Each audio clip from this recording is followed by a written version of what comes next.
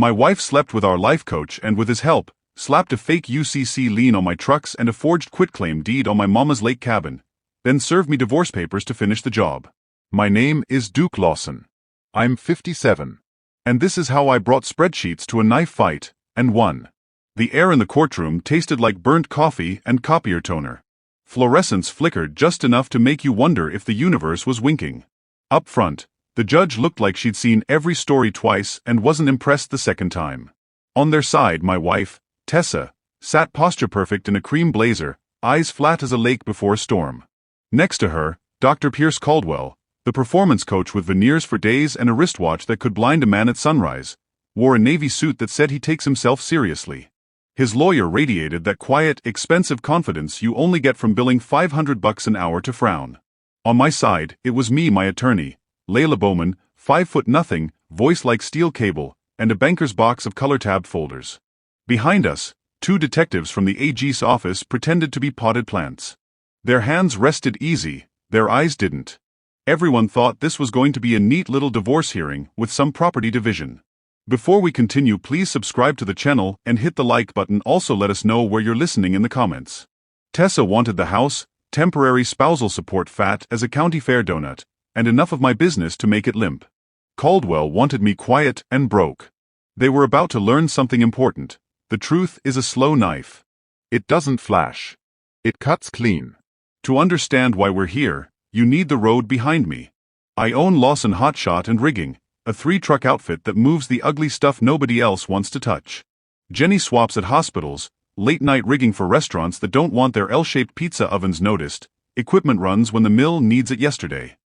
I started with an F350, a rust-kissed gooseneck, and a phone that rang enough to keep the lights on.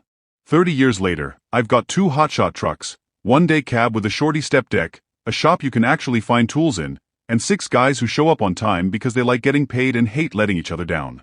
It's not glamorous. It's honest. I sleep better when my hands ache. Tessa and I met in a church basement during a spaghetti dinner fundraiser, back when our town still pretended it was small. She worked PR for a local arts council, could make a donor feel like family in under a minute, and had a laugh that turned a room soft. We got married in September when the air smells like apples and school buses. We honeymooned in a borrowed cabin and ate pancakes till our stomachs complained. We were good once. Then life got louder. My mom got sick, we took her in. Her lake cabin, 2 bedrooms, pine paneling, ghosts of every birthday we ever spent by the water, sat empty more summers than I liked. Tessa got restless. We should monetize, she'd say, flipping through short-term rental apps like catalogs.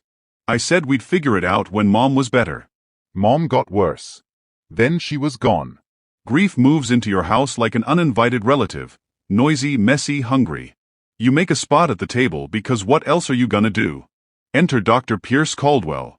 He came into Tessa's life via a Women in Leadership retreat that cost more than my first trailer and promised transformation with words like alignment and sovereign.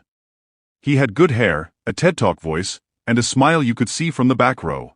He ran Caldwell Foundation for Human Potential, which is maybe the vaguest string of words I've ever heard that still somehow smells like money. At first, I had no beef with him. If talking in circles helped Tessa sleep, Godspeed. But then the retreats turned into masterminds, the masterminds turned into one-on-ones, and the one-on-ones slid into our home under the name Private Intensives. Our kitchen became a stage. I'd walk in off a run, sweat, dust, diesel, and there he'd be, barefoot like a prophet, leaning against our marble like he paid for it. Duke, he'd say, drawing out the vowel like it was a yoga pose. You gotta step into your next level, brother. I gotta step into a shower, I'd say, and grab a beer. Tessa lit up around him. I told myself it was harmless. I've been a married man long enough to know when to pick a fight and when to mow the lawn. Weird money started trickling like a leaky faucet. Charges labeled Foundation Retreat, from places where the lobby smells like cucumber water. Wire transfers to CPH Consulting, Caldwell Pierce Holdings, How Subtle Tag Coaching. I asked about it once. It's investment in my growth, she said, tilting her head the way she does when she wants me to feel old. Good, I said. I'm investing in new brake lines. Growth all around. She smiled with only the top half of her face. You just don't get it. Maybe. Or maybe I'd seen this movie. You ever notice how the people who preach abundance tend to ask you to front the bill?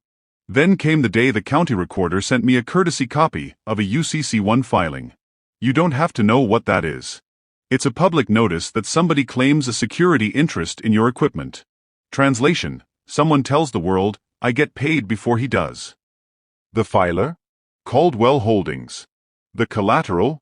All rolling stock including but not limited to VINs ending 7B29, 3F1C, 99TQ. Those are my trucks. The basis? A security agreement with my signature on it. I don't sign security agreements with grifters in good suits. I drove to the recorder's office. Patty, who's been behind that glass longer than some marriages in this town, pulled the file. Saw this and thought, that ain't right, she said, sliding me copies. The security agreement looked like a document made in a hotel room by a man with a printer and a deadline. The font changed mid-page. My signature had a little wiggle it only gets when I sign on a tablet, not paper. The notary stamp was a name I didn't recognize, commission expiring a month after the date on the form. Where'd this get filed? I asked. Online portal, Patty said. Paid with a card ending in 3117. Tessa's last four. You want to file a termination? She asked. Soon, I said. Let me find the other shoe. 2 weeks later, the other shoe hit my head, a quitclaim deed transferring the lake cabin from me to the Tessa Carter Lawson Living Trust. It was recorded at 8:57 a.m. on a Tuesday when I was in Tulsa chaining down a forklift. Signature? Mine, apparently. Notary? Same name as the UCC. When I say my body went cold, I don't mean goosebumps. I mean winter. That cabin isn't just wood and nails. It's my mom's laugh, my dad's fishing hat, my sister learning to swim without floaties. You can take my truck, I'll buy another. You take that cabin with a pen? We're gonna have words you can't pronounce in a yoga studio. I didn't go home. I went to my lawyer. Layla works in an office above a donut shop that always smells like sugar and hot oil. She's tiny, precise, and looks at documents like they insulted her. She listened. She asked little questions that mattered. When did Caldwell show up? Who has access to your DocuSign? Which bank uses voice verification on wires? Who notarizes your life? Then she said it, you're not fighting your wife. You're fighting a scheme. We'll treat it like a scheme. Layla brought in 3 people. Marcus, bank fraud, the kind of guy who calls logs receipts and laughs at his own puns. Kendra, digital forensics, hair in a high bun, tattoos peeking from a cardigan like secrets with manners.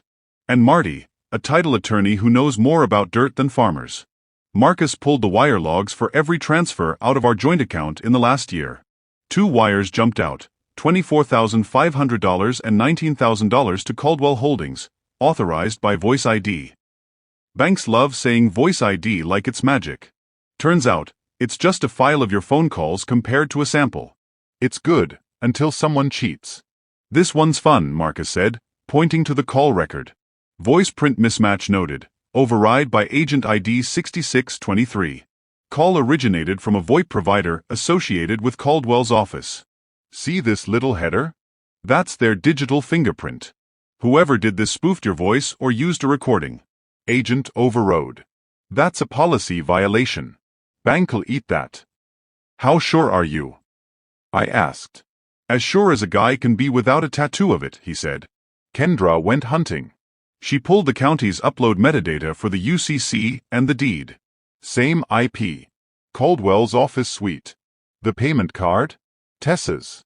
The notary commission number? Belonged to a woman whose license expired last year. And the stamp impression overlay? Kendra geeked out. This is the exact same stamp image used on both docs, she said, eyes bright. Same micro defects. Stamps vary, ink, pressure, angle. This one? Identical. Stamps aren't identical unless you copy-paste the image.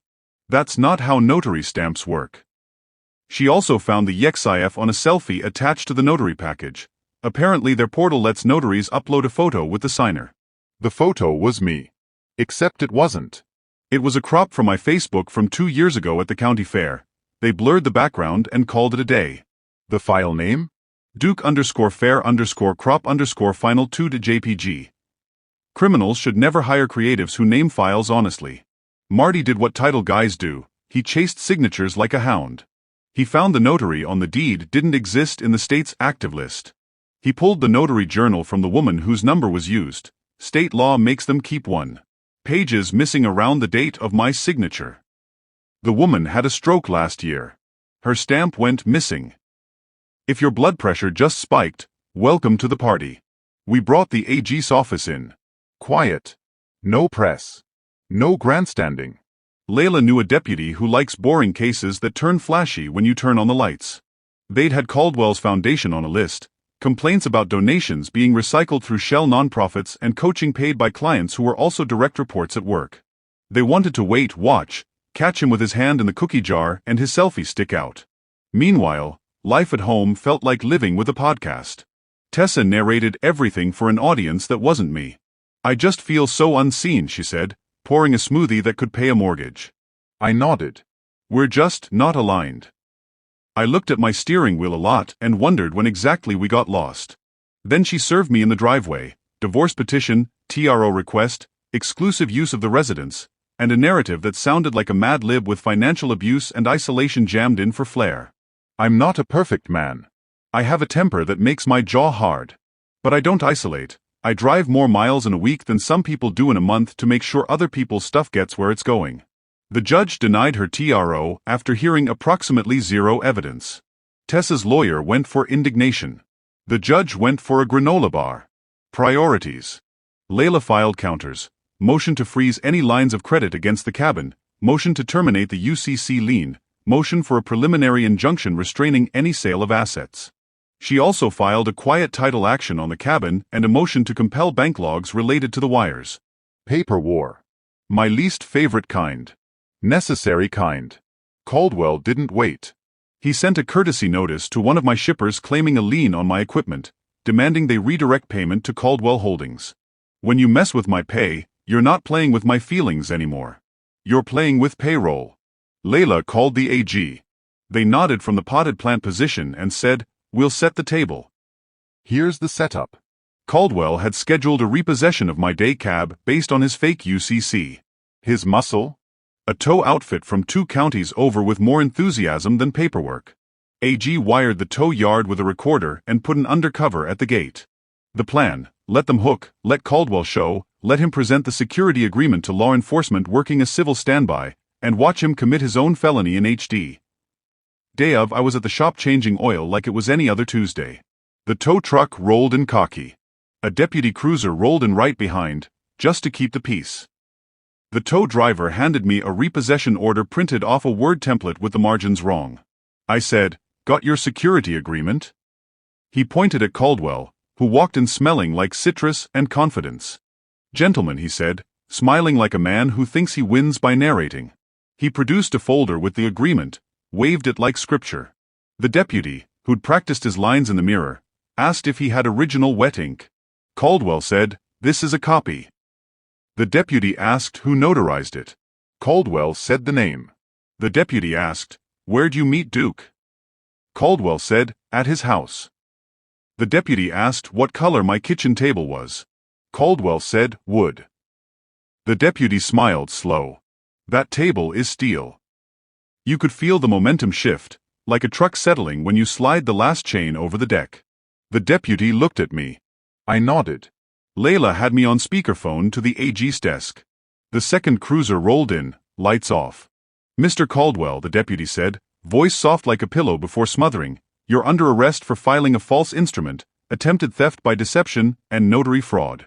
Turn around and put your hands behind your back." Caldwell's face went through the stages: confusion, indignation, legal analysis, spiritual bypass. He tried the last one.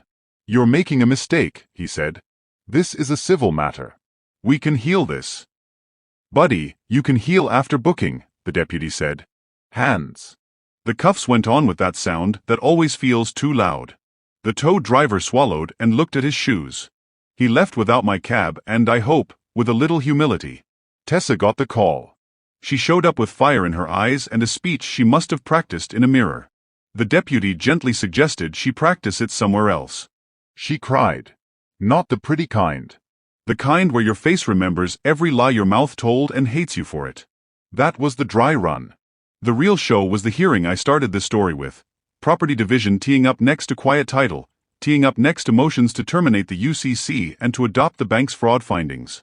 The judge didn't like the pileup. She liked results. Tessa's lawyer opened like they always do. My client is a devoted wife who sacrificed her career to support a man who now seeks to leave her destitute. He talked about control. He talked about narratives. He talked about me like I wasn't there. Layla waited him out, then stood like a woman who has facts leaking out her sleeves. Your Honor, she said, we're marking exhibits 1 through 14. 14 was cruel. Necessary. Exhibit 1. The UCC 1 filed from Caldwell's office IP, paid with Tessa's card. Exhibit 2. The so-called security agreement, signature proven false via overlay analysis, with notary stamp image identical to the deed stamp. Exhibit 3. The quitclaim deed, filed 9 minutes after the recorder's office opened, with a notary commission belonging to an expired licensee whose journal has missing pages. Exhibit 4. The YXIF data on the notary selfie, file name Duke_fair_crop_final2 JPG, capture date 2 years prior, location tag, County Fairgrounds. The courtroom laughed. Even the judge smirked. Humor is a spice. Use it sparingly. Exhibit 5. Bank wire logs indicating override of voice mismatch by Agent 6623, originating from Caldwell's office VoIP system. Marcus had explained it to me in words that made me feel smarter. The judge got it in 30 seconds and looked like she wanted a word with a branch manager. Exhibit 6. A clip from the attempted repossession. Caldwell presenting the security agreement, getting gently invited to shut up, getting cuffed. We didn't play the sound. We didn't have to. Exhibit 7. The notary journal, pages missing, affidavit from the notary's daughter about the stolen stamp. Exhibit 8. Kendra's report on the identical stamp impressions, with a kind of clarity that makes lies sweat. Exhibit 9. Patty's affidavit on the filing patterns, UCC and deed both filed through portal account registered to an email Tessa used for foundation correspondence. Exhibit 10. The donation history to Caldwell Shells, disguised as coaching, mirrored with bank transfers from our joint account, amounts that line up like a row of ducks. Exhibit 11. The AG's criminal complaint against Caldwell, filed that morning. Layla didn't smile. I did, inside. Exhibit 12. The bank's letter admitting the wires were unauthorized and reversed, with a note about agent retraining. That's bankful, we're very sorry we screwed up and also please don't sue us more than once. Exhibit 13. The cabin's chain of title, clean for 30 years, a blip for 9 days, then a proposed quiet title order to scrub it clean again. Exhibit 14. The text thread between Tessa and Caldwell. We didn't hack anything. Tessa had backed up her phone to a shared iCloud 2 years ago and never stopped. We pulled from the last legal backup. The texts were devastating in their smallness. Did you file it? Yes. He'll fold. He's a truck driver. He won't understand. Make sure the notary picture looks real. LOL, use the fair one.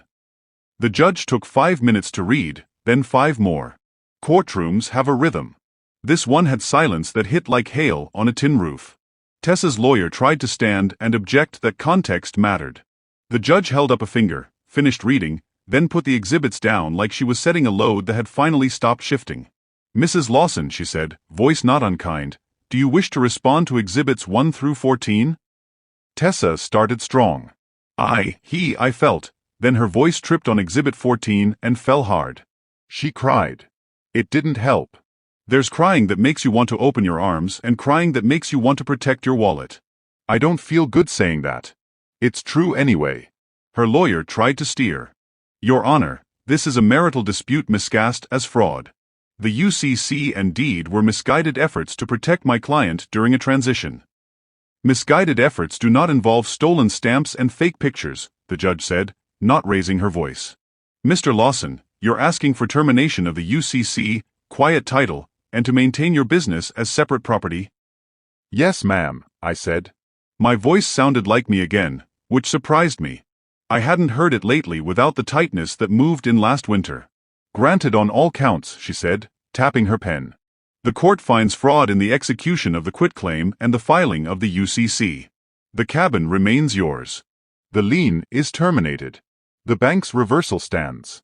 As for property division, Mrs. Lawson, you will not be awarded an interest in the business. Spousal support will be temporary and modest, reflective of your employability and actions. She paused. Judges love pauses.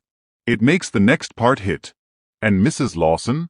I'm referring your conduct to the district attorney for review. No further comment. Tessa's shoulders dropped like someone cut the strings holding them up. Caldwell's lawyer whispered furiously to no one, because his client wasn't present. His client was across the street with a public defender, enjoying a bail hearing. Marcus texted Layla a thumbs up. Kendra drew a tiny victory taco on her legal pad. Layla squeezed my elbow like we'd finally set the load and were heading home without the chain singing. Court adjourned. The sound of chairs scraping and people murmuring felt like rain. Outside, the sky was one of those perfect blues you only get in early fall, when the heat finally stops bragging and lets the air breathe. After we had the part that hurts anyway, we signed papers. Settlement isn't a parade. It's a notary stamp on a Tuesday and someone sending you PDFs you don't want to read twice. Tessa took the house. She took the debt attached to it, including the helic I made sure to freeze. She took her car. She took the furniture she loved, which turns out to be most of it, which turns out to be fine. You don't realize how heavy a couch is until you don't have to move it anymore. I kept the shop. I kept my trucks, free and clear. I kept the cabin. I kept my name. Caldwell took a plea on one count, false instrument, in exchange for the AG not dragging every client he ever coached through court. He got 18 months and probation with a ban on running nonprofits. He'll be back. Guys like him always think they're the main character in a story that's about them learning nothing. Did I feel vindicated? No. I felt steady. There's a difference. Vindicated is fireworks and Instagram posts. Steady is waking up at 5:30 without your heart listing every possible thing that can go wrong. Here's the part no one puts on podcasts. The first week alone in the cabin, I slept with the light on. Not because I was scared. Because the dark felt like a dare. Then it started to feel like home again. I fixed the porch step that squeaked because Mom used to say it was how she knew we were up. I left the squeak. I replaced the screen door nobody ever latched because Dad liked the sound. I kept the sound. I painted the trim. I put my mom's jar of buttons back on the shelf like she might come dig through them for nothing in particular. Back at the shop, I did 3 things. I hired a bookkeeper named Donna who reads bank statements like they're mysteries and can smell a fake invoice from across a room. I put my crew on a profit share, the kind you feel when you go to buy kids' school shoes, not just read in a memo. I put a cheap little plaque above the office door that says, "Trust is earned. Receipts are printed." The guys laugh. They also print their timesheets legible now. That plaque has power. Tyler, my boy, stopped by with tacos and asked if I hated his mom. I didn't lie. I hate what she did, I said. But your mother isn't a sum of her worst acts. Neither am I. He nodded and said he wanted an old Bronco. I nodded and said that's a money pit he'd love. We'll find one that leaks everything but smiles. June brought a stack of frames and asked if she could redo the cabin wall. She hung our childhood pictures like a timeline that makes sense even if the middle got messy. She asked me later if she should be mad at her mom forever. No, I said. That's just a heavy bag you carry into rooms where you wanted to dance. She rolled her eyes and said, "You're not as dumb as your truck." I said, "My truck is a genius." Layla sent me the final settlement stamped so ordered, and I didn't frame it. I put it in a drawer. I framed the picture of me and Mom on the dock, a fish we were both pretending was bigger than it was, her smile real, my hair stupid. That's the document I care about. I ran into Tessa at the grocery store months later. She looked small in a way I don't mean as an insult. Small like someone whose world shrank. She reached for the same jar of pasta sauce we always bought when we were broke. Old habits. She said, "We were good once." I nodded. We were. She didn't ask for forgiveness. I didn't offer a speech. We're not a movie with a tidy third act. We're 2 people in a frozen food aisle, deciding not to make it worse. If you're hearing your own life and mine, and you're wondering if you're crazy or if the ground really is moving under your feet, here's what I can offer you in plain words, from a man with grease under his nails and a calendar that actually pays the bills. Don't yell. Document. The law can't hear your pain, but it can read your logs. Get a lawyer who's allergic to adjectives and loves dates. If someone waves a notary stamp or a UCC at you, don't panic. Those things can be filed as easily as a pizza can be ordered. Easy to file doesn't mean true. Ask your bank for logs. Overrides. Agent IDs. Make them print you the story the computers tell. It's boring. It's beautiful. Don't hack. Don't snoop what you're not allowed to snoop. Get a forensic person. There's a right way. Use it. Tell the truth even when it makes you look slow. I didn't notice is better than I did something dumb because I was mad. And when a man in a suit tries to narrate your life in your kitchen, take his measure. If his toes are bare on your tile and he tells you to step into your next level, step into your boots and walk him out. Last week, a diner I love called at 9:30 because their walk-ins condenser was whining like a toddler. I went. Because that's what I do. I rolled up with a thermos and a wrench set older than my kids. The owner made me bacon and spoke softly like mornings are church. I fixed his problem. He paid his bill. I drove back to the cabin before dawn and sat on the dock as the lake decided whether it wanted to be fog or glass. I felt something in my chest that didn't feel like holding my breath. You want to bow on it? The bow is this: I didn't get my old life back. I got my life back. It's smaller in some places. It's wider in others. There's a woman from the supply house who laughs at my stupid jokes and doesn't use the word alignment, unless we're talking about my front end. We got coffee. The cups were chipped. The owner knew my name. I didn't look at the door every time it opened.